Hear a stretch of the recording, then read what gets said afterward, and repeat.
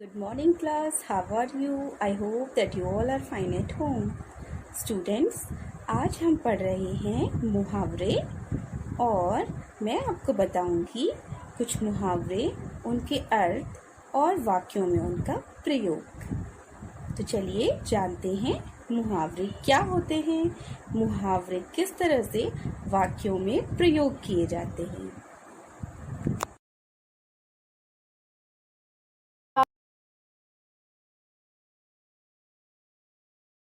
मुहावरे होते क्या? बच्चों, वाक्य का कोई भी ऐसा अंश जो अपने अर्थ को छोड़कर किसी विशेष अर्थ को बताता है उसे मुहावरा कहते हैं। सुंदर और सजीली आइए देखें इसके कुछ उदाहरण और वाक्यों में प्रयोग।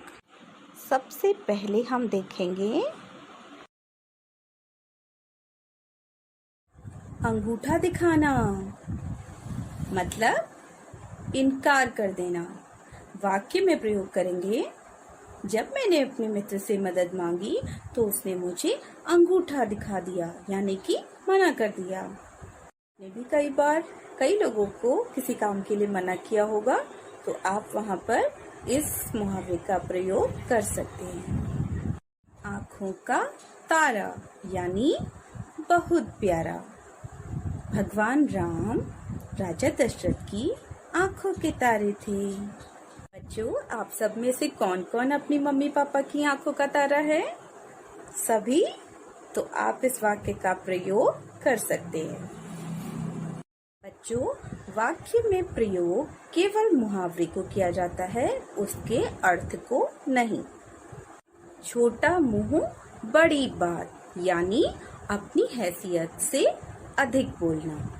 चींटी ने कहा, मैं हाथी को मार दूंगी। यह तो छोटा मुंह बड़ी बात है।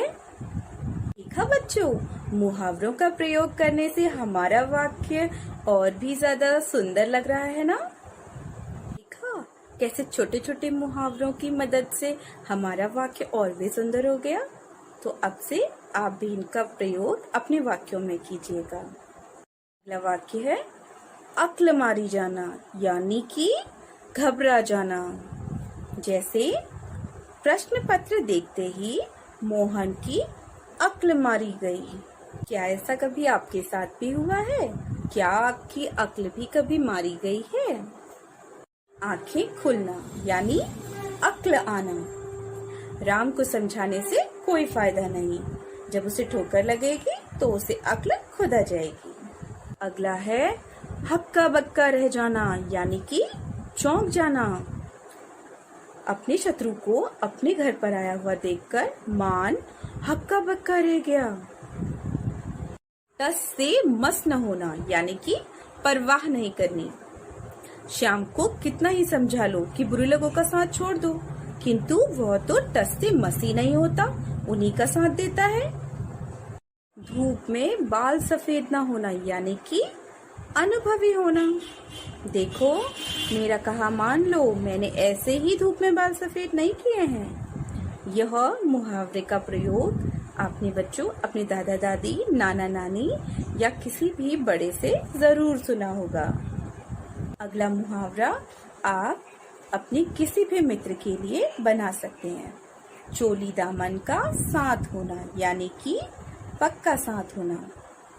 राम और श्याम चाहे जितना मर्जी झगड़ लें, लेकिन उनमें चोली दामन का साथ है।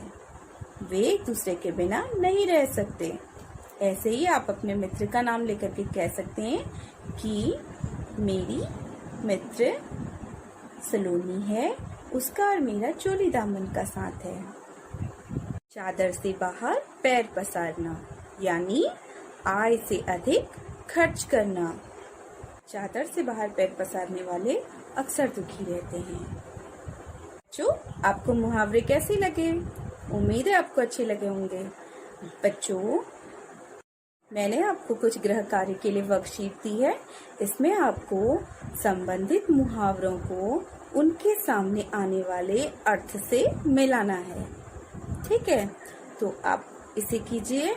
और दूसरी वर्कशीट में मैंने आपको कुछ और गृह कार्य दिया है, इसमें आपको रिक्त स्थानों में सही मुहावरे या उसके अर्थ को भरकर वाक्य को बनाना है। बच्चों, यूं तो आपने बहुत सारी पहेलियां और पजल हल किए होंगे।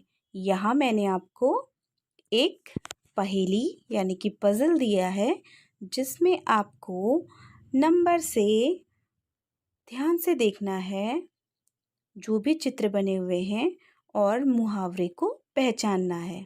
सभी चित्रों को एक दूसरे से जोड़ना है और अपना मुहावरा खोजना है।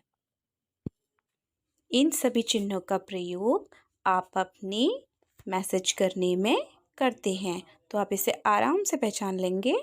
इसे पहचानिए और मुझे बताइए कि यह कौन कौन से चिन्ह हैं और कौन सा मुहावरा बनता है। उम्मीद है बच्चों आपको मुहावरे अच्छे लगे होंगे। अब आप इनमें से जो भी मुहावरे आपको अच्छे लगे और आपको समझ में आए, उनका प्रयोग दैनिक तौर पर रोज आप जैसे बातचीत करते हो उसमें उन बातों का, उन मुहावरों का प्रयोग करना है।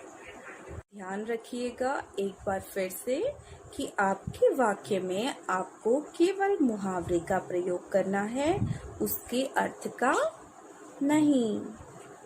मिलते हैं अगली वीडियो में, तब तक टेक केयर, बाय।